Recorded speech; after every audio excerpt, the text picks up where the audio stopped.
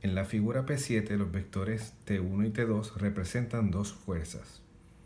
Las magnitudes de estas son T1 igual a 5.00 newtons y T2 igual a 4.00 newtons respectivamente. La letra N mayúscula representa la unidad de fuerza llamada newton. Más adelante en el curso hablaremos de esta unidad. Determine la fuerza resultante F, o sea, la fuerza que resulta de la suma de las dos fuerzas T1 y T2. Bien, vemos del diagrama que tenemos las dos fuerzas.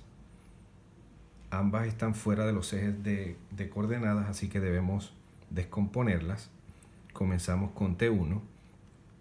T1 tiene un componente a lo largo del eje de X negativo, le vamos a llamar T1X, y tiene un componente a lo largo de la dirección negativa del eje Y, el cual vamos a llamar T1Y.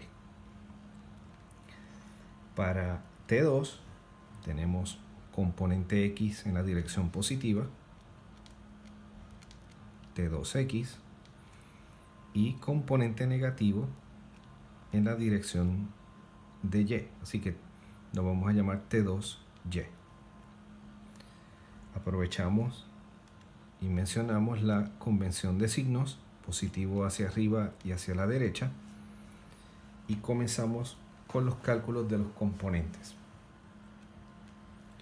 T1X es igual a T1 por el coseno de 40 grados. Esto va a ser igual a 5.00 newtons coseno de 40 grados. Y el valor numérico que obtenemos es 3.83 newtons. T1Y va a ser T1 seno de 40 grados. Así que esto sería 5.00 newtons seno de 40 grados y obtenemos 3.21 newtons. Para la fuerza T2, T2X va a ser T2 por el coseno de 50 grados. Por lo tanto, esto es 4.00 newtons coseno de 50 grados. Obtenemos 2.57 newtons. T2Y va a ser T2 seno de 50 grados. Por lo tanto, esto es igual a 4.00 newtons seno de 50 grados. Y obtenemos 3.06 newtons. Así que hemos determinado los componentes de cada una de las fuerzas.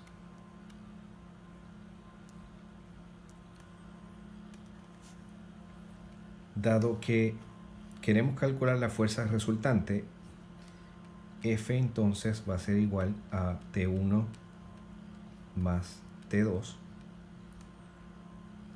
Y procedemos entonces a calcular los componentes de la fuerza resultante. Fx va a ser la suma de todos los componentes en la dirección X. Y vemos entonces del diagrama que tenemos T2X menos T1X. Por lo tanto, esto sería 2.57 newtons menos 3.83 newtons. Y obtenemos negativo 1.26 newtons. Para el componente Y de la fuerza resultante, determinamos la suma de los componentes en Y y tenemos que por ambos ser negativos, ¿verdad? Por ambos ir en la dirección negativa del eje de Y, eso representa ir en contra de la convención, y vamos a tener por lo tanto menos T sub 1Y menos T sub 2Y. Así que esto sería negativo 3.21 newtons menos 3.06 newtons. Y tenemos entonces negativo 6.27 newtons. Así que estos son los componentes de la fuerza resultante del vector resultante de la suma de T1 y T2. Calculamos ahora la magnitud. Tenemos entonces que F va a ser igual a la raíz cuadrada de fx al cuadrado más fy al cuadrado. Así que esto sería negativo 1.26 newtons al cuadrado más negativo 6.27 newtons al cuadrado.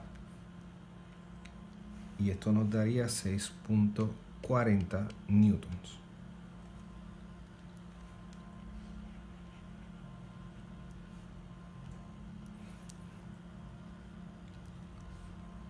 La dirección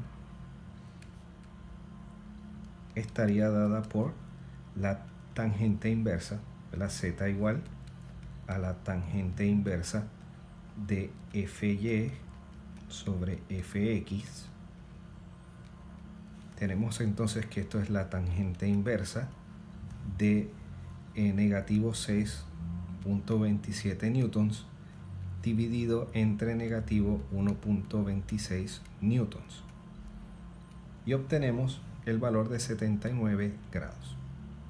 Ahora, si nos fijamos en los componentes, el componente x del vector resultante, en este caso le vamos a colocar F, ¿verdad? El componente x de la fuerza resultante es negativo y el componente y de la fuerza también es negativo. Y eso implica que el ángulo está en el tercer cuadrante.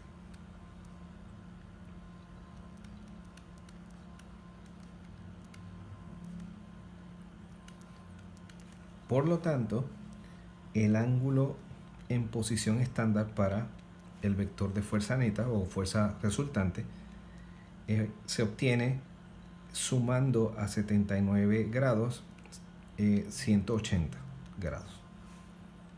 Y el resultado es 259 grados.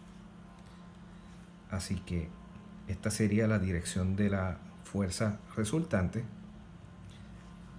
Y podemos escribir ese vector F como un vector que tiene una magnitud de 6.40 newtons, una dirección de 259 grados.